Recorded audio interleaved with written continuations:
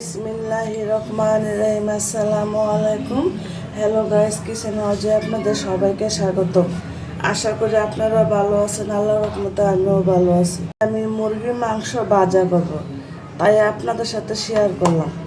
চামচ মরিচের গুঁড়া, চামচ হলুদের গুঁড়া, জিরার গুঁড়া, তো কম আদা বাটা, রসুন বাটা।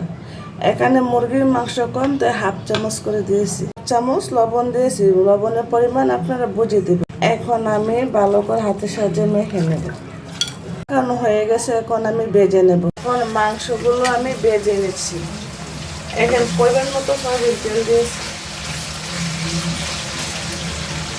এখন মাংসগুলো ভেজে নেব। মাংসের সাথে আমি 2টা আলু দিয়ে দিলাম। আলু মাংস বাদে খেতে অনেক মজা লাগে। এখানে একটা কাঁচা পেঁয়াজ দিয়ে দিলাম। পেঁয়াজটা ভাজা ভাজা করে নেব মাংসের সাথে। আপনাদের কাছে যদি ভাজা মাংস রেসিপিটা ভালো লেগে থাকে, লাইক, কমেন্ট, শেয়ার, সাবস্ক্রাইব করে পাশে থাকেন। আর যারা ফেসবুকতে দেখেন, আমার চ্যানেলটা ফলো করে পাশে থাকেন। আল্লাহ হাফেজ।